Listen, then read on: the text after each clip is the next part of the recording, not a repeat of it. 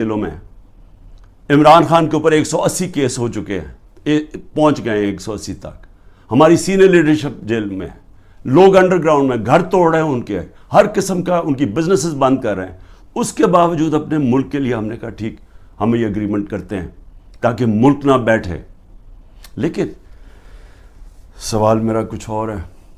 میرا سوال یہ ہے کہ جدھر آج ہم کھڑے ہیں، کیا یہ جو اوپر حکمران ہیں ان سے ہمیں کوئی امید لگائی جا سکتی ہے؟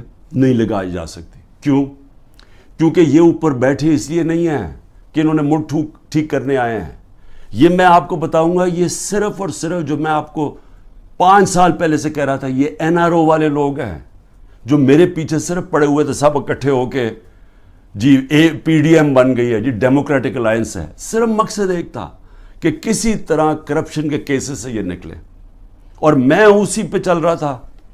اپنے نبی صلی اللہ علیہ وسلم انہوں نے جب فرمان دیا کہ قومیں تباہ ہو جاتی ہیں، طاقتور کو اگر آپ معاف کر دیں، اس کو وہ چوری کرے اس کو نہ پکڑے. تو آج وہی ہو رہا ہے.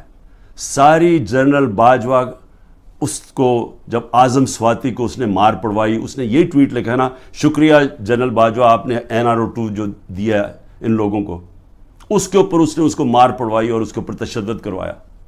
تو آج یہ ذرا سن لیں کہ ان کے کیسز، تاکہ پہلے یہ سن لیں اور پھر سنیں کہ جو میرے سے اب کس طرح کے کیسز کیے جا رہے ہیں، ذرا سے موازنہ کر لیں. سب سے پہلے نواز شریف کا کیس.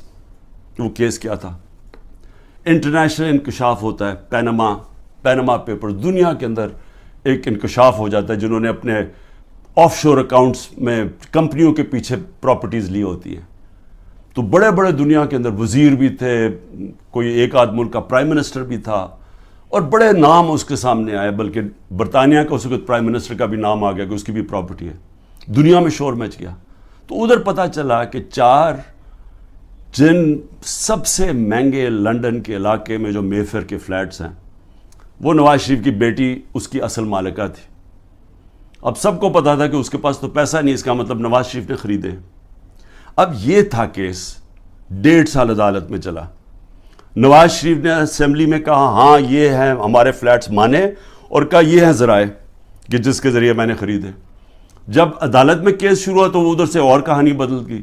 وہ ذرائع غائب ہو گئے. اس نے کہا جی قطری کھاتا آ گیا کہ جی قطریوں نے ہمیں یہ کوئی ڈیل ہوئی تھی، کوئی قطریوں سے ڈیل ہوئی تھی تو انہوں نے ہمیں یہ مفت کے دے دیے فلیٹ. یہ اس کے بعد یہ کہانی آئی. پھر اس کے بعد کلیبری فونٹ آ گئی.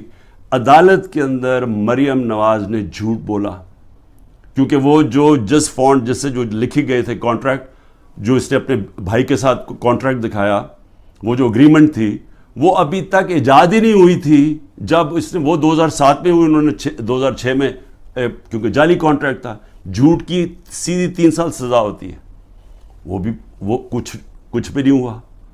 اس کے بعد جناب سزا ہو گئی بعد میں ایون فیلڈ میں، اور پھر دوسرا نواز شریف کا تھا، وہ ایک اور اس کی جو سزا تھی ہل میٹل یا اس کی عزیزیہ مل تھی، اس کے اوپر تو اس کو سزا ہو گئی. مریم نواز کو سزا ہو گئی. اب عدالت کیا کرتی ہے؟ اب یہ پوچھا کیا جاتا ہے، ذرا سنیں. وہ مان گئے کہ ہمارے فلیٹ ہیں. عدالت اب یہ پوچھتی ہے ان سے کہ جناب بتائیں، آپ ثابت کریں. نیب کو کہتی ہے کہ آپ ثابت کریں کہ یہ واقعی ان کے فلیٹ ہیں. وہ رہ رہے ہیں وہاں 30 سال سے یا 25 سال سے. وہ مان گئے ہمارے فلیٹ ہیں، لیکن عدالت کہتی ہے نیب کو کہ آپ ثابت کریں کہ کیا واقعی ان کے فلیٹ ہیں. کیسے کوئی ثابت کر سکتا ہے؟ اگر آپ نے آف شور اکاؤنٹس بنائے ہوئے ہیں باہر ورجن آئلینڈز میں تو کوئی ثابت نہیں کر سکتا. اس طرح تو جو بھی آج میں نے چوری کرنی ہے پیسے، میں بھی وہ وہاں باہر کمپنیز کے پیچھے میں خرید لوں پراپرٹیز، تو ثابت کون؟ ان کو صدیاں لگ جائے گی ثابت کرنے میں. تو ایک تو یہ ہو گیا. دوسرا شہباز شریف. اب یہ ذرا سن لیں. شہباز شریف کی 16 ارب روپے کے ان کے بیٹوں کی بینک اکاؤنٹس میں پیسہ آتا ہے. ڈاکیومنٹری ایویڈنس ہے جس میں مقصود چپراسی کے بینک میں 3 ارب سے 3.5 ارب روپے آ جاتا ہے ایک چپراسی کے بینک اکاؤنٹ میں. اور ساتھ ان کا نیب میں کیس ہوتا ہے، انہوں نے فیک اکاؤنٹس دکھائے ہوتے ہیں, جو لوگ کبھی پاکستان سے باہر ہی نہیں گئے, ان کے نام میں انہوں نے کہا جی ہمیں انگلینڈ سے ریمیٹنسز مل رہی ہیں. یہی حدیبہ پیپر مل میں اس شریف خاندان نے کیا, جو اسحاق ڈار نے اپنے 164 کے بیان میں بتایا 2001-2002 میں کہ میں ان کے لیے منی لانڈرنگ کرتا تھا, یہاں سے پیسہ باہر بھیجتا تھا, ادھر کسی کوئی قاضی فیملی تھی اس کے اکاؤنٹ میں جاتا تھا. اس نے باقاعدہ بتایا سب کچھ. اس اکاؤنٹ سے پھر پیسہ پاکستان ان کی خاندان کے نام پہ آتا تھا. یعنی منی لانڈرنگ یہ حدیبہ پیپر مل سے 25 سال پہلے سے شروع کی ہوئی تھی. وہی شہباز شریف وہی پیٹرن کیا, وہی آصف زرداری کے فیک اکاؤنٹس میں وہی پیسے, یہاں سے فیک اکاؤنٹ سے پیسے باہر بھیجو, ادھر سے دکھاؤ کہ جی منی ریمیٹنسز آئے ہیں اور وہاں سے پیسہ منگوا لو, باقی باہر رکھ دو. اصل پیسہ ان کا باہر پڑا ہوا ہے, صرف جو پیسے کی ضرورت پڑتی ہے وہ منگواتے ہیں یہاں. تو یہ اب آپ یہ سن لیں کہ یہ شہباز شریف کا کیس تھا. شہباز شریف بھی کیس سے نکل گیا, نواز شریف بھی کیس سے نکل گیا. شہباز شریف کیس سے کیسے نکلا؟ شہباز شریف کیس سے ایسے نکلا کہ انہوں نے پہلے تو جناب آتے ساتھ ہی ایف آئی اے کا سربراہ تبدیل کیا, کیونکہ جنرل باجوہ نے اس کو اوپر لا کے ہمارے اوپر مسلط کر دیا. جب انڈر ٹرائل تھا شہباز شریف اور اس کے بیٹے انڈر ٹرائل تھے, تو جب ہماری گورنمنٹ کرائی اس کو اوپر بٹھا دیا آ کے. اس نے آ کے آتے ساتھ ہی ایف آئی اے کا ہیڈ چینج کیا, اسے پرسیکیوشن کو چینج کیا, جو پروسیکیوشن تھی اس کو چینج کیا. انہوں نے جو پہلے انویسٹیگیشن کر رہا تھا, مسٹیریسلی ڈاکٹر رضوان کو پہلے ہٹایا اور وہ ہارٹ اٹیک سے مر گیا. اس کے بعد مقصود چپڑاسی مر گیا ہارٹ اٹیک سے. ارشد شریف جس نے بڑی ڈیٹیلڈ اس کیس کے اندر کام کیا ہوا تھا, اس کے بعد تھوڑی دیر کے بعد اس کا قتل ہو جاتا ہے. اور کوئی جج بھی انویسٹیگیٹ نہیں کرتا کہ جناب ڈاکیومنٹری ایویڈنس والیومز پڑی ہیں ان کی انویسٹیگیشن میں, وہ بھی ختم ہو جاتی ہے. ادھر سے نیب کا ہیڈ چینج کرتے ہیں. نیب کا ہیڈ جب چینج کرتے ہیں آفتاب سلطان, تو میں آج اس کو سلام کرتا ہوں کہ وہ جب آیا تو اس سے جب غلط کام کروانے کی کوشش کی, اس نے کہا میں نہیں کرتا, اور اس نے ریزائن کیا. پھر ایک اور آدمی کو لے کے ہیں جو موجودہ آدمی ہے, اور وہ سارے کیسز ان کے ختم. نیب بھی کیسز ختم شہباز 8 ارب کے, اور یہ بھی کیس ختم. یہ جو 16 ارب روپے کے یہ جو ایف آئی اے کے کیس, اب وہ بھی ختم ہو کیونکہ اپنے لوگوں پر بٹھا دیے. تو ادھر وہ ہو گیا. ادھر آصف زرداری کے فیک اکاؤنٹس کیسز تھے, وہ پہلے فریز ہوتے ہیں. جنرل باجوہ کی ڈیل ہو رہی ہوتی ہے آصف زرداری سے, پتہ نہیں کیا ڈیل ہے, وہ کرتے ہیں, وہ بھی سارا ختم ہو گیا. تو زرداری بھی پاک ہو گیا. زرداری وہ آدمی ہے جس کو 2 دفعہ نواز شریف نے جیل میں ڈالا تھا کرپشن میں, اور یہ حدیبہ پیپر مل نواز شریف نے بنایا تھا. یہ زرداری نے نواز شریف کے اوپر بنایا تھا. تو یہ کیسز پرانے چلے آ رہے ہیں, یہ ہمارے دور کے کیسز نہیں ہیں. لیکن جب ہمارا دور آیا تو جناب نیب تھی جنرل باجوہ صاحب کے نیچے, اس کے بعد سارے کیسز رک گئے.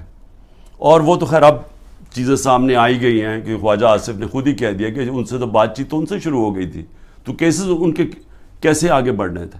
لیکن یہ سمجھ جائیں کہ جو آج اوپر طاقتور بیٹھے ہوئے ہیں, ان کی اربوں روپے کے کیسز معاف ہوئے ہیں. اور سب سے امپورٹنٹ چیز یہ ہے کہ یہ جب کیسز تھے یہ ان کی گورنمنٹ تھی. جو حمزہ شہباز اس ملک سے بھاگا ہے, وہ تو جب ایف آئی اے کا کیس آیا وہ جب ہماری گورنمنٹ تھی. لیکن جب نواز شریف کے بیٹے یہ ملک سے بھاگے ہیں تب تو ان کی گورنمنٹ تھی, کیونکہ ان سے پوچھا کہ جناب یہ مہنگے آپ کی پراپرٹیز کدھر سے آئیں. وہ باہر بھاگ گئے اور پھر کہتے جی ہم تو پاکستانی شہری نہیں ہیں, ہم برطانیہ کے شہری ہیں. اس کا مطلب کہ عمران خان اگر پرائم منسٹر بنے, یہاں سے چوری کر کے پیسے بھیجتا رہے اپنے بیٹوں کے سلمان اور قاسم کے اکاؤنٹس میں, اور کہے جی وہ تو پاکستانی شہری نہیں ہے, تو وہ جواب دہ نہیں ہے. تو یہ بیٹے بھی باہر بھاگ گئے, انہوں نے کہا جی ہم جواب دہ نہیں ہیں. اس کے بعد دماد بھاگتا ہے شہباز شریف کا, وہ جب نیب اس کو کرپشن کیس پہ بلاتی ہے وہ باہر بھاگ جاتا ہے ان کی گورنمنٹ کے نیچے. پھر ان کا فائنانس منسٹر اسحاق ڈار ملک سے باہر بھاگتا ہے جب نیب بلا کے پوچھتے ہیں کہ جی آپ کے یہ اثاثے ہیں, یہ آپ کے آئے کدھر سے ہیں, یہ ایک دام آپ تیرے امیر کیسے ہو گئے, وہ بھی ملک سے باہر بھاگ جاتا ہے ان کے دور میں. تو میں سوال پوچھ رہا ہوں کہ میں کیوں نہیں باہر بھاگ رہا. ان کے اوپر تو 1-2 کیسز تھے, میرے اوپر تو 180 کیس بن چکے ہیں, تو میں کیوں نہیں ملک چھوڑ کے بھاگ رہا. کیونکہ انہوں نے چوری کی ہوئی تھی, ان کے ایسٹس ہیں, ان کے پاس اربوں اربوں روپے کے ایسٹس ہیں جو یہ بتا ہی نہیں سکتے کدھر سے آئے ہیں, اور ملک سے باہر لے کے منی لانڈرنگ کیا, دگنی کرائم ہے. اور میں اب آتا ہوں, دو اور چیزیں میں آپ کو کہہ دوں. ہمارے 3.5 نیب کے سال میں 480 ارب روپیہ پاکستان نے نیب نے ریکور کیا چوری کا, کرپشن کا, 480 ارب روپیہ. اس سے پہلے سارے دور میں نیب نے 280 روپیہ ریکور کیا تھا. آج مجھے بتائیں کہ نیب سے کتنا پیسہ انہوں نے نیب نے کتنا پیسہ ریکور کیا. 1100 ارب روپیہ ریکور کرنا تھا, آج وہ کوئی پیسہ ریکور نہیں ہو رہا. اب نیب کا کام ہے کہ عمران خان کے اوپر کرو, یا جو ہمارے جو بھی اب مخالف ہیں ان سے پارٹی چھڑوانے کے لیے یا ان کو ڈرانے کے لیے. اب نیب کا صرف یہ کام رہ گیا. نیب جو پاکستان کے اندر, میں پھر سے کہتا ہوں, 480 ارب روپیہ ہمارے دور میں نیب نے ریکور کیا تھا, اور 1100 ارب روپیہ بچا ہوا تھا.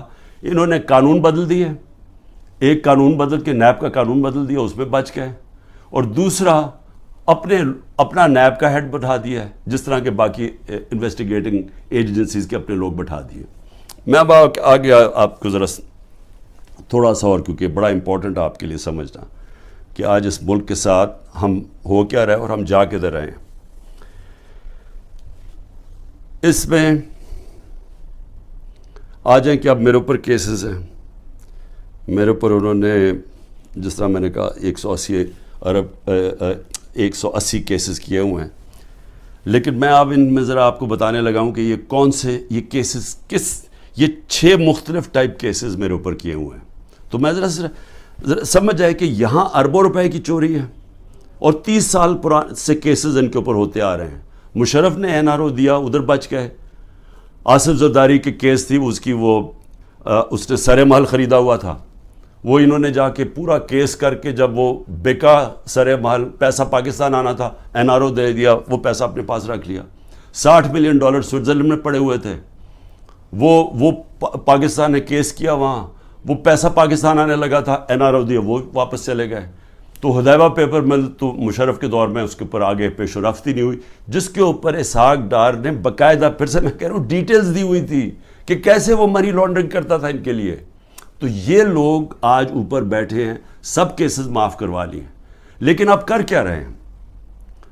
اب یہ کر یہ رہے ہیں کہ انہوں نے اب اس کو استعمال کر رہے ہیں, اینٹی کرپشن کو, نیب کو اور FIA کو, کس طرح اب صرف 1 پوائنٹ جائے, تحریک انصاف کو ختم کیا جائے. اب میرے اوپر کیسز سب سے زیادہ, پہلے آ جائے میرے کرپشن کیسز کیا ہیں. میں پہلے بھی بول چکا ہوں, لیکن میں آپ کو پھر یاد کرا دوں. سب سے پہلے القادر کیس کیا ہے؟ القادر کیس یہ ہے کہ میں نے ایک یونیورسٹی بنانی تھی. میں پہلے سے سوچ رہا تھا کہ مجھے موقع ملے تو ضرور بناؤں گا, کیونکہ ایک میں نے نمل یونیورسٹی بنائی ہوئی ہے, ایک میں نے القادر یونیورسٹی بنانی تھی. القادر کا میرا مقصد یہ تھا کہ یہاں سیرت نبی کے اوپر اپنے نوجوانوں کو, ان کو سمجھایا جائے, سیرت نبی کے اوپر وہ کھڑے ہو تاکہ ان کو لیڈرشپ آئے, ساتھ ٹیکنالوجی. یہ آئیڈیا تھا اس کا. اور یہ یونیورسٹی جب میں نے شروع کی تو اس کے اندر میرا مقصد تھا کہ ملک ریاض کو, کیونکہ ملک ریاض اور پروجیکٹس میں, راوی سٹی میں بھی تھا, ادھر بھی چیپ سستے ہاؤسنگ کے اندر بھی تھے. پھر بعد میں ہم نے جب یہ شروع کی سینٹرل بزنس ڈسٹرکٹ جو والٹن کی تھی, کیونکہ سب سے بڑا بلڈر ہے پاکستان کا. ملک ریاض کو صرف میں نے اس لیے کہا کہ آپ یہ کر دیں پروجیکٹ, کیونکہ ملک ریاض کی سپیڈ ہے, سب سے بڑا بلڈر ہے پاکستان میں. جو ملک ریاض نے 3 سال میں کام کیا ہے ہمارا یہ القادر میں, وہ ہمیں 14 سال 15 سال لگے نمل یونیورسٹی میں. یعنی اتنا کنسٹرکشن کا کام ہمیں 15 سال جو لگا وہ اس نے 3 سال میں کر دیا, کیونکہ وہ سب سے بڑا بلڈر ہے. میرا تو یہ مقصد تھا. ملک ریاض نے کہا میں یہ خود ہی اسپانسر کرتا ہوں یہ آئیڈیا جو القادر کا ہے. اب یہ ہوتی ہے بات, یہ سمجھیں, یہ ہوتی ہے 2018 کی نومبر دسمبر کی بات ہے. اس کے بعد جب وہ اس کی اوپننگ شروع, اس کی جو سٹون لینگ ہے وہ مئی میں شروع ہو جاتی ہے, مئی 2019 میں. 2019 کی دسمبر میں ایک کیبنٹ کا فیصلہ آتا ہے, وہ میں بتا چکا ہوں آپ کو. کیبنٹ نے فیصلہ یہ کرنا تھا کہ کیا ہم نے ملک ریاض کے کوئی پیسے انگلینڈ کی نیشنل کرائم ایجنسی نے انہوں نے فریز کیے ہوئے تھے ایز سسپیشس ٹرانزیکشن, کہ ہمیں شک ہے اس ٹرانزیکشن کے اوپر, منی لانڈرنگ پہ نہیں. اور اس کی ڈیل ہو جاتی ہے ان کے ساتھ. اب وہ فیصلہ کرتا ہے کہ سپریم کورٹ میں ملک ریاض نے پیسہ دینا ہے, وہ اس میں ڈالنا چلتا ہے سپریم کورٹ کے اکاؤنٹ میں, اور ان کی ڈیل ہوتی ہے. ہمارے کیبنٹ کے سامنے صرف یہ فیصلہ آتا ہے کہ اگر آپ اس کو ڈیل کو کانفیڈینشیل رکھیں گے, جو اس کے اور اس میں تھی, لیکن عدالت میں آپ لے جا سکتے ہیں, لیکن صرف کیبنٹ, کیونکہ کیبنٹ میں پبلک ہو جانی تھی, تو وہ کہتا ہے پبلک نہ ہو.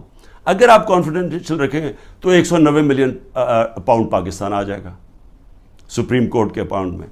لیکن اگر آپ نہیں کریں گے تو آپ کو جا کے انگلینڈ میں کیس کرنا پڑے گا, اور وہاں ثابت کرنا پڑے گا کہ منی لانڈرنگ ہے یا نہیں ہے. وہ سول کیس تھا.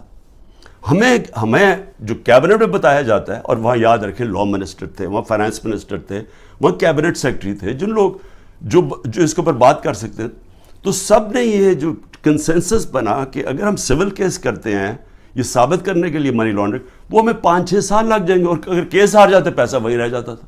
تو یونانیمس فیصلہ ہوتا ہے کہ ہاں پیسہ تو پاکستان آ رہا ہے. یہ تھا. یہ میرے پہ کہہ رہے ہیں کہ جناب القادر یونیورسٹی جو آپ نے بنائی ہے, اس کی وجہ سے آپ نے یہ ملک ریاض کا پیسہ یہ جانا چاہیے تھا پاکستان گورنمنٹ کو, بجائے چلا گیا سپریم کورٹ کے اندر. بھئی اگر پہلے تو ساری کیبنٹ کا فیصلہ ہے, منٹس ہیں اس کے اوپر, کسی نے کوئی آبجیکشن, کیونکہ ساروں کے لیے عقل تو یہ کہتی تھی نا کہ 190 ملین پاؤنڈ پاکستان آ رہا ہے. دوسرا, اگر آج آپ یہ سمجھتے ہیں کہ جی کوئی اس میں غلط ہوا ہے, اس کو گورنمنٹ کے پاس آنا چاہیے, سپریم کورٹ کو آپ لکھیں کہ جی غلط آ گیا, اس کو پیسے کو وہاں کریں, اور اگر وہ ملک ریاض آبجیکٹ کرتا ہے, ہم جا کے انگلینڈ میں کیس کریں گے, ہم جا کے وہ ثابت کریں گے, ہمیں ثابت کرنا پڑے گا. یاد رکھیں ہمارے اوپر ہے پھر گورنمنٹ پہ کہ ثابت کریں کہ جناب یہ پیسہ منی لانڈرنگ کا تھا.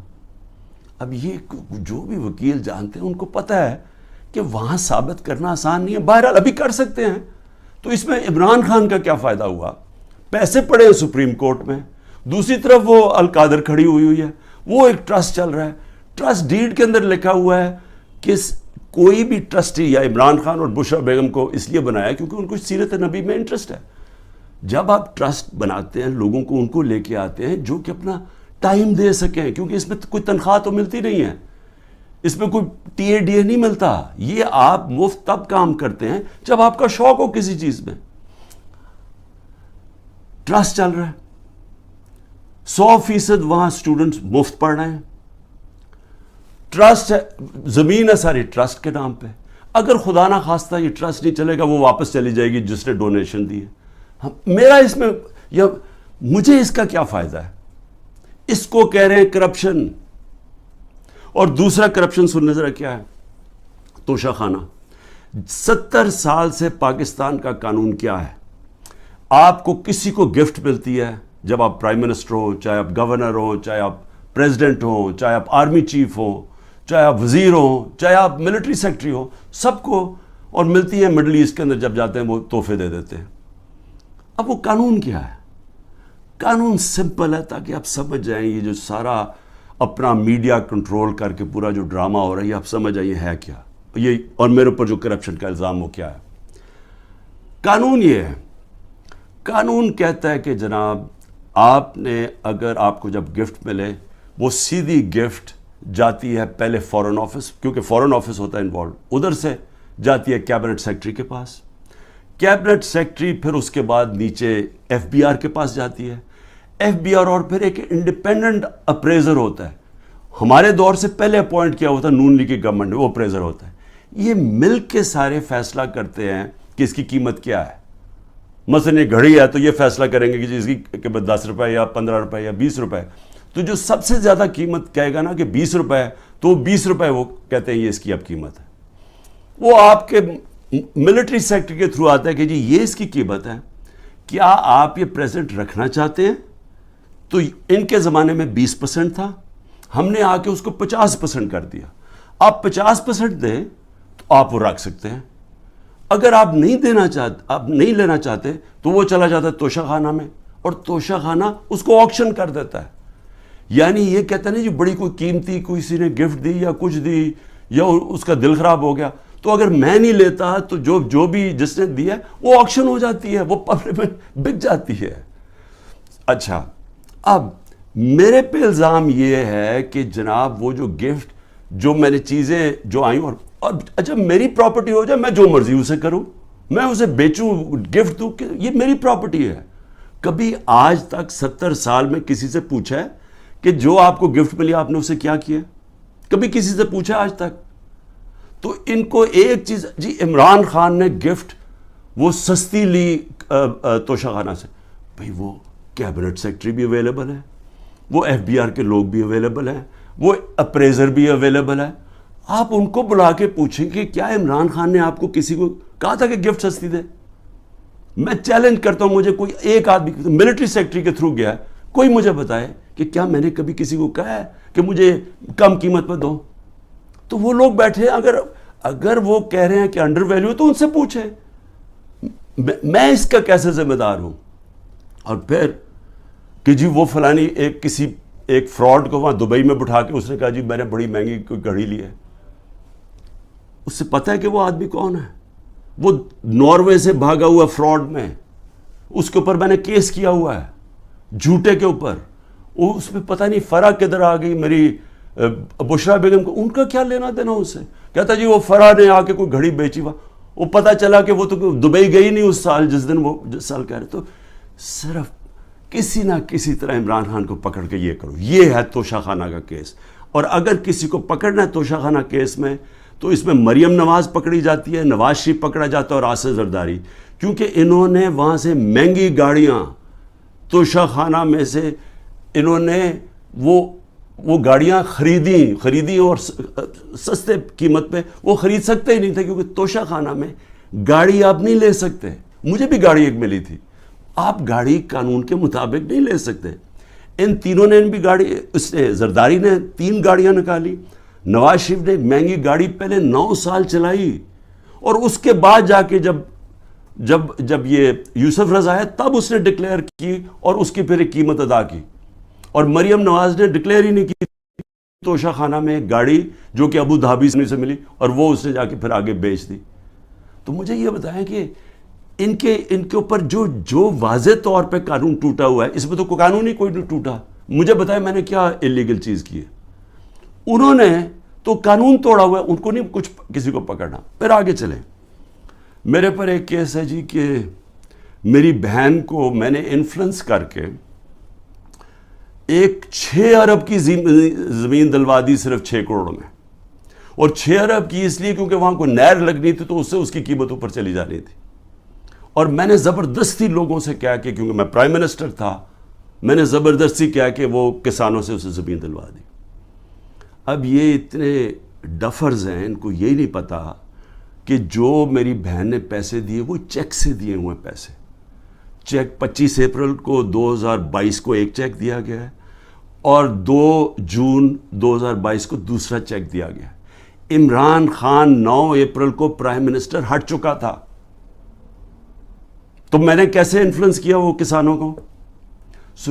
اگر یہ ہے میرے اوپر کرپشن کے کیسز، اس کے اوپر چکر لگ رہا ہے میرے، کبھی ایک عدالت سے کبھی نیب میں اچھا. اور توشہ خانہ کے اوپر نیب کا بھی کیس ہے، توشہ خانہ کے اوپر الیکشن کمیشن کا بھی کیس ہے، اور ایف آئی آر بھی کٹی ہوئی ہے ایک ہی توشہ خانہ کے اوپر. یہ آگے کرپشن کے کیسز.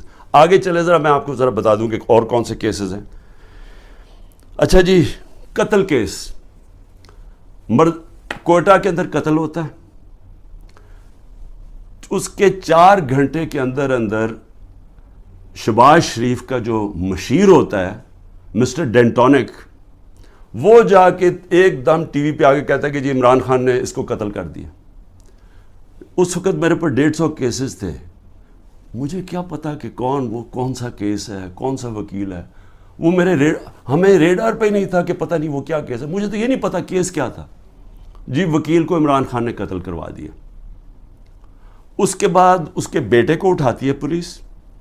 سارے کوئٹہ کو پتا کیا ہوا، کیونکہ ساری وکلا کمیونٹی کو پتا ہے. اس کو 12 گھنٹے پولیس رکھتی ہے, سافٹ ویئر اپڈیٹ ہوتا ہے, اور اس کے بعد وہ ایف آئی آر میں عمران خان کا نام لے دیتا ہے کہ عمران خان نے قتل کیا. اس کے اگلے دن اس کی بیوی سٹیٹمنٹ, اس کی ویڈیو ریکارڈنگ سٹیٹمنٹ ہے کہ یہ میرے خاندان نے, رشتہ داروں نے اس کا قتل کیا ہے. اس سے پہلے ایک باقاعدہ ڈیمونسٹریشن ہوتی ہے اس وکیل کے خلاف کہ اس نے ہمارا قتل کروایا ہے. عدالت کو وہی وکیل جا کے کہتا ہے کہ میرے کیسز سبی میں نہ لگاؤ, یہاں لگاؤ کیونکہ ہماری دشمنیاں ہیں. اس کا قتل میرے پہ ڈال کے اور ایف آئی آر کٹ جاتی ہے 302 کی, اور کہتے ہیں جی آپ کوٹا جا کے اپیئر کریں. اور پھر اس سے پہلے ضلع شاہ کا جب 8 مارچ کو قتل ہوتا ہے, پولیس کسٹڈی میں, میرے اوپر پھر قتل کا کیس ڈال دیتے ہیں. میں گھر میں بیٹھا ہوا ہوں, مجھے پتہ ہی نہیں کیا ہو رہا, کیونکہ یہاں ٹیئر گیسنگ چل رہی تھی اس دن, کیونکہ ہم اپنی ریلی نکالنے لگے, پتہ چلا جناب ایک دم 144 پولیس نے لگا کے تو ریلی روک دی ہے. تو میں اندر بیٹھا ہوں, میرے اوپر 302 کا قتل کا کیس ہو جاتا ہے. 3 دن کے بعد جب ضلع شاہ کا پوسٹ مارٹم ہوتا ہے اور پتہ چلتا ہے کہ 26 جگہ اس کے اوپر تشدد کر کے اس کو قتل کیا. اب اس کے بعد پولیس پھنس جاتی ہے. پھر کیا کرتی ہے, نہیں جی وہ ایکسیڈنٹ ہوا ہے, اور ایکسیڈنٹ میں بھی پھر مجھے بات ہے کہ جی میں نے کوئی انفارمیشن نہیں دی, ایک اور ایف آئی آر کٹ جاتی ہے. تو میں آپ کو صرف یہ بتا رہا ہوں کہ یہ جو قتل کرنے کا کیس ہے, یہ یاد رکھیں کہ یہ پہلے سے یہ جو اوپر بیٹھے ہوئے ہیں یہ پرانے گاہک ہیں, یہ لوگوں کو قتل کروانے کے یہ ہیں, یہ شہباز شریف خاص طور پہ, اور یہ جو لوگوں کے اوپر جھوٹے کیسز کرنے کے یہ ماسٹر ہیں اس کے. میں اب بات کر رہا ہوں یہ جب 97 سے 99 تک یہ شہباز شریف جب چیف منسٹر تھا اور بھائی صاحب اوپر پرائم منسٹر تھے, ذرا یہ چھوٹی سی ایک عابد باکسر نے اس کے اوپر کہا ہوا ہے ڈاکیومنٹری, وہ سنیں. میں سچو سبزہ زار تھا اس وقت, مجھے ایک سینئر افسر نے بلایا اور کلیئر یہ کہا کہ چیف منسٹر پنجاب شہباز شریف صاحب یہ 5 بندے سبزہ زار میں مروانا چاہتے ہیں. میں نے انکار کیا. میرے انکار کے بعد یہ ڈیوٹی انہوں نے اپنے لیفٹ ہینڈ, رائٹ ہینڈ نہیں لیفٹ ہینڈ عمر ورک کی لگائی, اور وہ عمر ورک نے 5 سبزہ زار میں بندے وہ قتل کیے. اس سے پہلے میں آپ کو بتا دوں کہ گارڈین کے اندر ایک آرٹیکل چھپتا ہے, یہ جب 97 سے 99 تک تھا شہباز شریف. آرٹیکل کیا ہے, اس میں کہتا ہے 850 ایکسٹرا جوڈیشل کلنگ پولیس مقابلے میں لوگوں کو مروایا جاتا جب شہباز شریف چیف منسٹر تھا. اور اس کے اندر وہ ایمنسٹی انٹرنیشنل کنفرم کرتے ہیں کہ یہ بالکل ٹھیک ہے کہ پولیس انکاؤنٹر کے ذریعے شہباز شریف نے لوگ اس کے دور میں لوگ مروائے گئے. اب ذرا یہ سنیں کہ عابد باکسر کیا کہتا ہے. پنجاب میں جعلی مقابلوں کے لیے پولیس انسپیکٹرز کو کیسے مجبور کیا جاتا ہے. انکاؤنٹر اسپیشلسٹ عابد باکسر کی نئے ویڈیو میں سنسنی خیز انکشافات. مجھے حراست میں لے کر جھوٹے مقدمات میں نامزد کیا گیا, یہ ان کی جانب سے کہا گیا. کچھ چیزیں جو میڈیا اور پبلک کے سامنے لانا چاہتا ہوں کہ کس طرح شہباز شریف صاحب لوگوں کے ریکارڈ بنواتے ہیں, کس طرح انہیں جعلی پولیس مقابلے میں مارا جاتا ہے, کس طرح لوگوں کی جائیدادیں ہتھیائی جاتی ہیں. یہ تمام چیزیں میں آج پبلک کے سامنے رکھوں گا تاکہ وہ اس کا فیصلہ کر سکیں. میں 99 میں بطور SHO فیکٹری ایریا تعینات تھا. میرے ماموں ایک رقبہ باغ بچہ کی ملکیت کے دعویدار تھے. میاں صاحب اس کو خریدنا چاہتے تھے لیکن قیمت میاں صاحب کی مرضی کی ڈیسائیڈ نہیں ہو رہی تھی, جس کے بعد میاں صاحب نے اس کو ہتھیانے کا فیصلہ کیا. لیاقت نام کے مالی کو مدعی بنا دیا گیا, اور مدعی بنانے کے بعد اس کو ایک پرچہ دے دیا گیا کہ یہ تمام رجسٹریاں باغ بچہ کی جو ہے یہ جعلی اور بیک ڈیٹڈ ہیں. اور ایک فقرہ لکھوا دیا گیا کہ میرے ماموں ظفر عباس نے مالی کو دھمکی لگائی ہے کہ میں عابد باکسر سے تجھے مروا دوں گا. یہ جو بات یا یہ جو لائن ہے یہ اینٹی کرپشن لا کے مطابق کوئی جرم نہیں بنتا.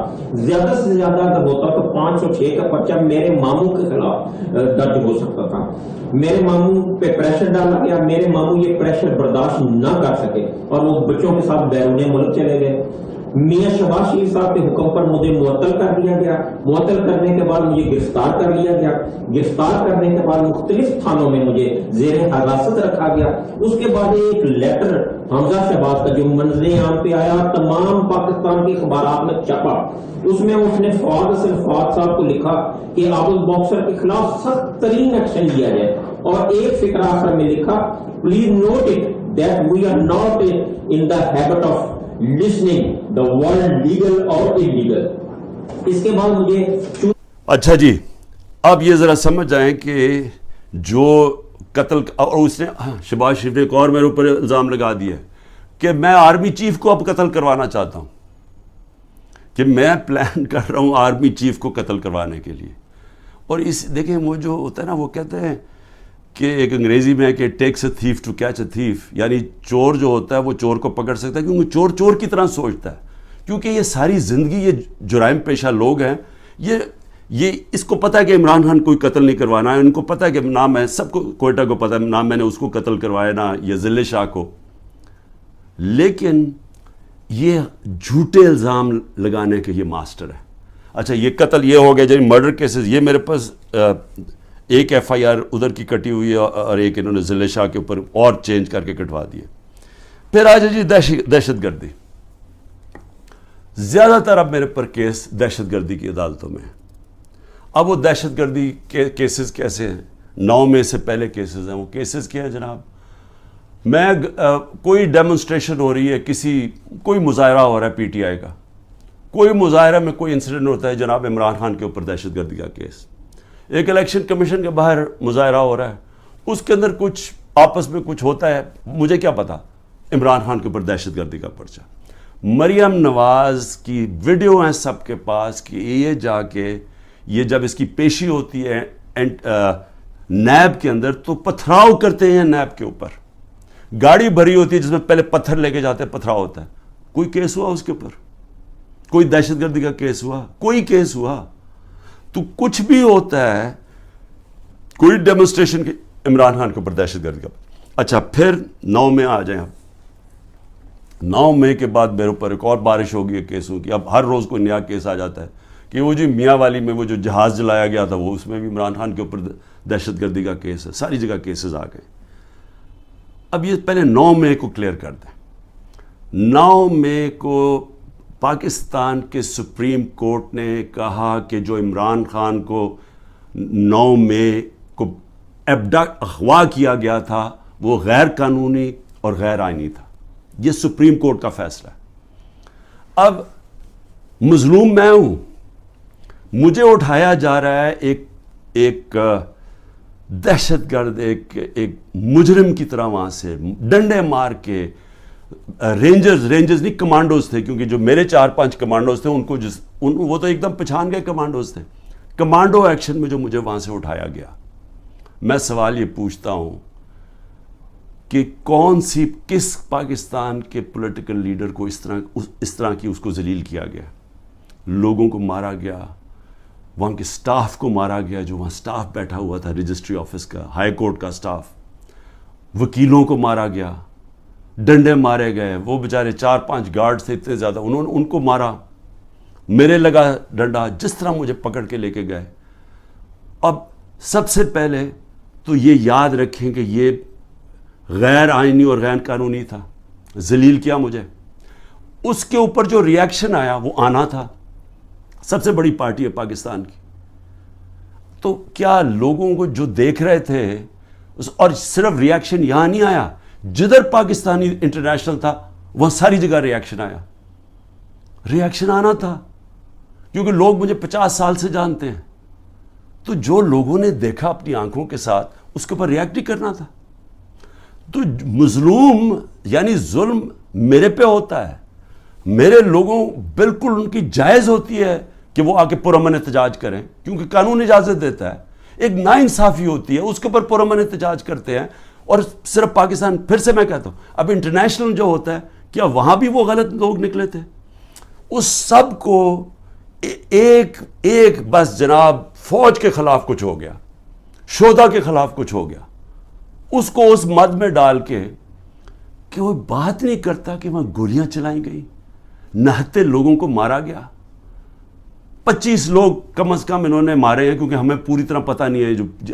جو پولیس نے 25 لوگوں کو گولی قتل کیا, شہید کیا میں کہتا ہوں, کیونکہ پرامن احتجاج حق کے لیے, ناانصافی کے خلاف کھڑا ہونا تو ہمارا حق ہے. اس کے اوپر لوگوں کو قتل کیا گیا, اور وہ شہید ہیں. جو انصاف کے لیے کھڑا ہوتا ہے اس کو شہید کہتے ہیں. 16 کے پاس ہماری ایڈریسز ہیں.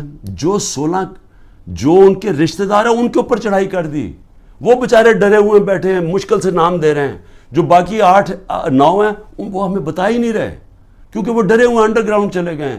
اس طرح انہوں نے, جس طرح ضلع شاہ کے گھر ساری پہنچ گئی تھی ان کی ساری پنجاب کے آئی جی اور سارے, اور اسے جب اس کی جب باڈی تھی تو اس کو کہا جی یہ ایکسیڈنٹ ہوا, زمین پہ پڑا, یہ ملا ہے سائڈ پہ. جو سارے باڈی کے اوپر جو پوسٹ مارٹم میں تشدد کے, کیونکہ کبھی ایکسیڈنٹ میں بھی تشدد ہوتا ہے, تو ساری پولیس پہنچ گئی اور وہ بیچارے پیچھے سہم گئے. اسی طرح سارے جو ان کے رشتہ دار ہیں جو ہوا ہے وہ سارے سہم گئے. 9 کا ہمیں پتہ نہیں چل رہا, اور 16 جو ہیں ان کو وہ دے نہیں رہے, ان کو رپورٹ نہیں دے رہے, ان کو پوسٹ مارٹم نہیں کر رہے. تو پہلے تو ان کو قتل کیا, شہید کیا, اس کے بعد انہی کے اوپر دباؤ ڈال دیا, جو مظلوم ہیں انہی کے اوپر ڈال دیا, کیسز بھی ان کے اوپر کر دیے. اس کے علاوہ جو ٹوٹل گولیاں لگی ہیں وہ 100 سے 200 گولیاں لگی ہیں. جو ہاسپٹل میں پڑے ہوئے تھے ان کو اٹھا کے جیلوں میں لے گئے, جن کو گولیاں لگی تھی. 3 کی ٹانگیں کٹ گئیں, 1 پیرالائز ہو گیا جو پیچھے گولی لگی. لیکن صرف وہ بلڈنگز کو آگ لگا دی. بھئی ہم سارے مذمت کرتے ہیں. وہ ججمنٹ میں دیکھ لیں چیف جسٹس کی, کہ مجھے تو پتہ ہی کچھ نہیں تھا. میں تو جب چیف جسٹس کے وہاں سامنے ہوا, انہوں نے بتایا کہ جی, میں نے کہا میں سخت مذمت کرتا ہوں. 27 سال سے میں نے لوگوں کو کہا ہوا ہے کہ قانون کے بیچ میں رہ کے ہم نے ہمیشہ, اور رہے ہیں قانون کے بیچ میں, ہمیشہ احتجاج ہم نے قانون کے بیچ میں کیا. ہم نے جب 126 دن کا دھرنا دیا, مجھے بتائیں پاکستان کی تاریخ کا سب سے بڑا وہ ہمارا پروٹیسٹ تھا. کیا ہوا, کیا لڑائی, کوئی لڑائی ہوئی, کوئی لوگوں کو مارا داڑا, ساری دنیا آتی تھی پروٹیسٹ کر کے چلی جاتی تھی. میں نے کوئی 70 جلسے کیے پاور سے نکلنے کے لیے. تاریخ میں سب سے بڑے جلسے ہوئے ہیں. کوئی بتائیں کوئی کسی قسم کا انتشار ہوا, مجھے گولیاں لگیں تو کوئی بلڈنگ جلائی گئی. تو یہ جو ہوا ہے, ہم بار بار کہہ رہے ہیں کہ جی اس کی انڈیپینڈنٹ انویسٹیگیشن کروائیں. ہر چیز کی ہمیشہ انڈیپینڈنٹ انویسٹیگیشن ہوتی. ہمارا کچھ سن ہی نہیں رہا. ہمارے پاس جو ایویڈنس ہے کہ یہ لوگ اندر گھسائے ہوئے تھے جنہوں نے جا کے یہ جو جلائی ہیں, میں چیلنج کرتا ہوں کہ یہ جو ہوا ہے کور کمانڈر کا گھر, اس کے اوپر صحیح انویسٹیگیشن ہو, آپ کو پتہ چلے گا کہ پیچھے کتنی بڑی سازش ہوئی ہے. یہ سب سے پہلے تو پنجاب پولیس, آئی جی پولیس سے پوچھے. جب کیپٹل ہل کے اندر واشنگٹن میں جب ٹرمپ کے سپورٹرز چڑھ گئے, سب سے پہلے انہوں نے پولیس چیف کو خارج کروایا, اس سے فارغ کیا. تو اس سے کیوں نہیں کوئی پوچھ رہا؟ اوپر سے یہ کہہ رہے جی عمران خان ملٹری کورٹ میں, یہ عمران خان اس میں ملوث تھا. تو انہوں نے تو پہلے سے ہی پلان بنایا ہوا تھا کہ اس کو استعمال کر رہے ہیں ایک پوری جماعت کو, جو سب سے بڑی جماعت کو ختم کرنے کے لیے. اور یہ پوری کوشش کر رہے ہیں کہ جو لوگوں کو جیلوں میں ڈالا, جو کر رہے ہیں لوگوں سے. یعنی میں کبھی نہیں سمجھتا تھا کہ یہ ملک اتنا نیچے چلا جائے گا, کہ ہماری اخلاقیات اتنی گر جائیں گی. نبی صلی اللہ علیہ وسلم جب جنگ بھی جانے سے پہلے کہتے تھے, نہ تم نے عورتوں کو, مخالف دشمنوں کی, نہ عورتوں کو, نہ بچوں کو, نہ بوڑھوں کو, نہ درخت کاٹتے ہیں. یعنی اتنا دشمنوں کے خلاف تھا. جو ہمارے ساتھ ہو رہا ہے, اور نہ عورتیں دیکھتے ہیں, نہ بچے دیکھتے ہیں, نہ ان کی بزنسز دیکھتے ہیں. جس طرح کا ان کے رشتہ دار, ان کے جاننے والے سب کے اوپر پہنچ جاتے ہیں. یعنی ایسی کبھی میں نے اس طرح کا ظلم نہیں دیکھا جو ہمارے خلاف اس وقت ہو رہا ہے. اور آڑ کس کی لے رہے ہیں؟ جناب بہت بڑا ظلم کر دیا ہم نے 9 مئی کو. تو 9 مئی کو جو میرے سے ظلم ہوا, جو شروع ہی ہوا, جس کی وجہ سے سارا کچھ ریاکشن ہوا, اس کے اوپر تو کوئی انکوائری بھی نہیں ہوئی. اور اس لیے میں یہ ابھی تو جو کیسز اب بن رہے ہیں, اس کی آڑ لے کے ہر دوسرے دن ایک نیا دہشت گردی کا کیس بن جاتا ہے, جو 180 تک پہنچ چکا ہوں. اور یہ اب ممکن ہی نہیں ہے میرے لیے کہ میں ساری جگہ بھاگا پھروں. کوئی میاں والی میں کیس ہے, فیصل آباد میں کیس, جدھر جی وہ 9 مئی کا بنا کے جس کو کیسز ہے. تو کوشش کر رہا ہوں, ملک سے تو نہیں بھاگوں گا, ہو سکے گا کہ ایک وقت ایسا آئے گا کہ میں یہ نہیں کر سکوں, اور جیل میں ڈال دیں گے, ڈال دے, تیار ہوں میں جیل کے لیے. صرف ایک اور میں چیز کہنا چاہتا ہوں, یہ 144 سے لگا دیتے. ایک یہ نیا ڈرامہ شروع کیا, ہم اب الیکشن کیمپین 8 مارچ کو الیکشن کیمپین کا اپنا آغاز کرتے ہیں, 7 مارچ کو بیٹھ کے پولیس سے طے کرتے ہیں روٹ یہ لاہور کی کہ ہم اپنی, کیونکہ سپریم کورٹ 30 اپریل کا الیکشن اناؤنس کر دیتا ہے, تو ہم اپنی آغاز کرتے ہیں کیمپین کا.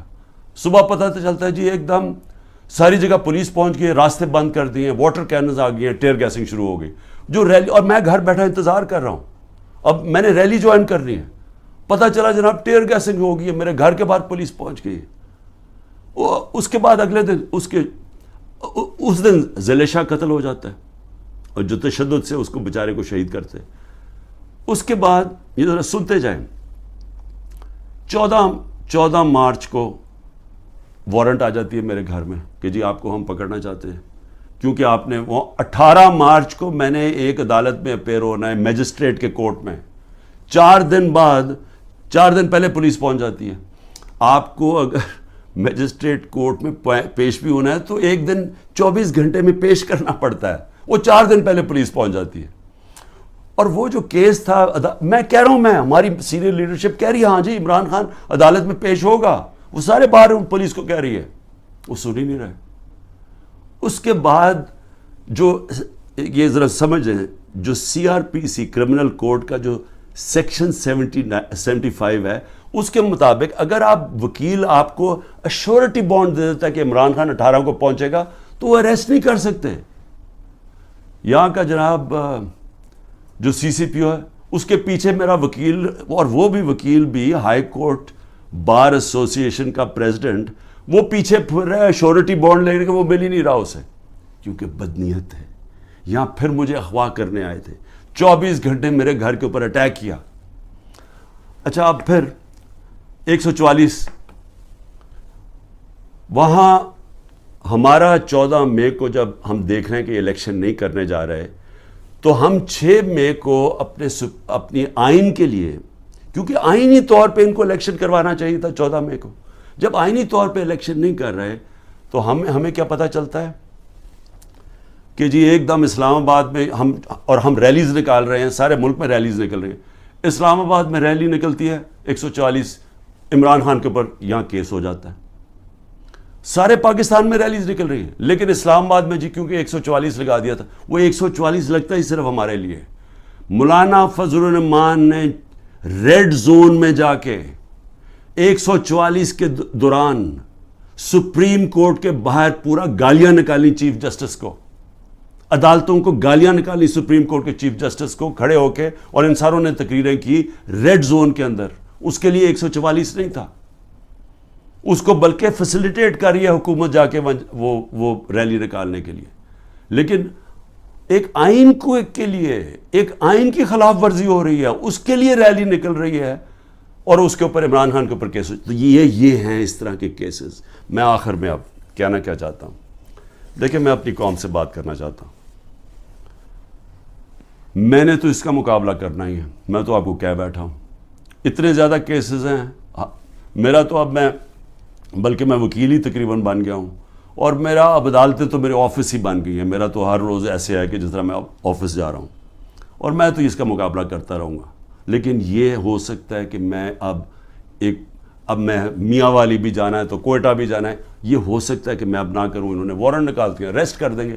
پلان تو ان کا کہ کسی نہ کسی طرح اس کو اریسٹ کرو تاکہ یہ جیل میں جائے, اور پھر اس کی پارٹی توڑو, اور اس کے بعد پھر الیکشن اراؤنس کرو. یہ ان کا پلان ہے, میں تو اس کے لیے تیار ہوں. لیکن میں اپنی قوم سے آخر میں کیا کہنا چاہتا ہوں, دیکھیں یہ جو ہو رہا ہے نا, یہ عمران خان بنے پرائم منسٹر, الیکشن جیتے نہ جیتے, جیل میں جائے, لیکن مسئلہ تو پاکستان کا اس وقت. تو میں آپ کے لیے اب کہہ رہا ہوں, یہ جو ہو رہا ہے نا, یہ صرف اور صرف ملک کی اب تباہی ہے. یہ جو چور اوپر بیٹھ گئے ہیں, اور میں نے آپ کو ان کے کیسز بتایا, یہ تو کچھ بھی نہیں ہے کیسز. ان کے اوپر تو پوری کتابیں ہیں ان کی کیسز کے اوپر. ان کے اوپر تو باہر کی کتابوں میں ان دونوں کے زرداری اور نواز شریف خاندانوں کے اوپر چوری کے اوپر ان کے اوپر کتابوں کے اندر مینشن کیا ہوا ہے, باہر کے اخباروں میں ہے. یہ ایک دوسرے کے متعلق کیا کہتے تھے, اسٹیبلشمنٹ ان کے متعلق کیا کہتی تھی, تو اس میں تو کسی کو کوئی شک نہیں ہے کہ انہوں نے کیا کیا. اب یہ جو پلان بن رہا ہے کہ عمران خان کو جیل میں ڈال کے ان کو واپس لے کے آنا, چلیں عمران خان جیل میں بھی چلا جاتا ہے, یہ واپس بھی آ جاتے ہیں, لیکن ملک کا کیا بنتا ہے؟ میں یہ سوال پوچھ رہا ہوں کہ ملک کا جو حالات ہیں, یہ جو جنرل باجوہ نے یہ انجینئرنگ کر کے ان کو اوپر بٹھایا ہے, کیا ملک بچ جائے گا ایسے؟ مجھے یہ بتائیں کہ صرف معاشیت کو دیکھ لیں کہ ہم جب ایک سال میرے ہٹانے سے ایک سال پہلے جو ہمارا ڈالر, کیونکہ اصل مسئلہ پاکستان کا ڈالرز کا ہے, ہم کیوں IMF کے گھٹنوں میں پھر رہے ہیں؟ کیونکہ ہمارے پاس ڈالرز کی کمی ہے, IMF سے ہمیں ڈالرز چاہیے. لیکن جس وقت ہمارا جو آخری سال تھا 8.7 ارب ڈالر کا ہمارا ڈالر انکم میں اضافہ ہوا تھا, ایکسپورٹس میں اور ریمیٹنسز میں 8.7 ارب ڈالر کا اضافہ ہوا تھا. اس سال جب سے یہ جنرل باجوہ کے یہ تحفے آئے ہیں, انہوں نے ایک سال کے اندر 8.5 ارب ڈالر کی کمی کی ہے ریمیٹنسز اور ایکسپورٹس میں. وہ جو ہمارا بڑھا تھا اور ہمارا پورا ماشاءاللہ جس طرح ہم جا رہے تھے مزید ہمارا اور بڑھنا تھا, کیونکہ ہمارا 2 سال میں بڑھتا جا رہا تھا. ان کا ایک سال میں 8.5 ارب ڈالر کم ہوا ہے ریمیٹنسز میں اور ایکسپورٹس میں. اس کا مطلب کہ 3 ارب ڈالر کے تو ہم قرضے لے رہے ہیں ان سے, اور جو آمدنی ہے وہ سکڑتی جا رہی ہے. اگر ایک گھر کے اندر آپ کے اوپر قرضے چڑھتے جا رہے ہیں تو آپ آمدنی بڑھا کے قرضے واپس کریں گے نا. اگر آمدنی آپ کی کم ہو رہی ہے تو قرضے آپ نے کیسے واپس کرنے؟ تو یہ ہے تباہی کی طرف. بے روزگاری بڑھ رہی ہے, مہنگائی بڑھ رہی ہے, تنخواہ دار طبقہ پس گیا ہے, عوام کو سامنے کچھ نظر نہیں آ رہا. جو اس ملک کے قابل لوگ ہیں وہ باہر جانے کا سوچ رہے ہیں.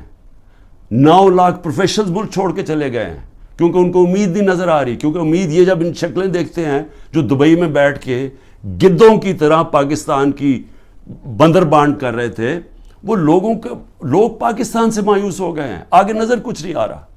اوپر انصاف کا نظام جس ملک میں یہ ہو کہ یہ چور اوپر بیٹھ کے اپنے کیسز اربوں روپے کے 1100 ارب روپے کے کیس معاف کروا دیں, اور وہ جو لوگ جن کی انصاف کی تحریک جو 27 سال لے کے آئے تھے کہ جی اس ملک میں رول آف لا ہو, ان کے اوپر کیسز کی بارش ہوئی ہے. ان کے اوپر 3-3 4-4 کیسز تھے. میرے پر 180 کے قریب کیسز ہیں.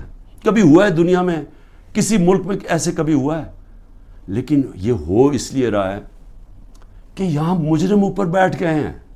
اور میں قوم کو آج کہہ رہا ہوں, میں سارے وہ لوگ جو کہ یہ غلط کام کر رہے ہیں ان چوروں کے لیے, دیکھیں اللہ نے کیوں کہا تھا کہ رزق میرے ہاتھ میں ہے؟ اس نے اس لیے کہا تھا کہ کوئی اپنی رزق بچانے کے لیے, تنخواہ بچانے کے لیے, نوکری بچانے کے لیے آپ کوئی غلط کام نہ کریں. آپ کے اوپر اللہ نے لازم کیا ہوا ہے کہ آپ قانون کے مطابق چلیں. برطانیہ میں کسی پولیس والے کی جرت, کسی اوپر آفیسر کی جرت نہ ہو کہ نیچے پولیس والے کو کہہ کہ غلط کام کرو. کسی کے گھر کے توڑ کے اندر چلے جاؤ, وہاں اس کا گھر لوٹ لو, ان کی بزنسز بند کر دو. جرت نہ ہو, پولیس چیف کی جرت نہ ہو, کیونکہ اسے پتا ہوگا کہ قانون میں وہ نیچے کھڑا ہوگا کہے گا میں یہ نہیں کرتا, یہ قانون مجھے اجازت نہیں دیتا. وہاں کا اس لیے وہ کامیاب ہے ملک, اس لیے ہمارے لوگ بیچارے سمندروں میں ڈوبنے کی رسک لیتے ہوتے پہنچنے کی کوشش کرتے ہیں, کیونکہ وہاں انصاف ہے.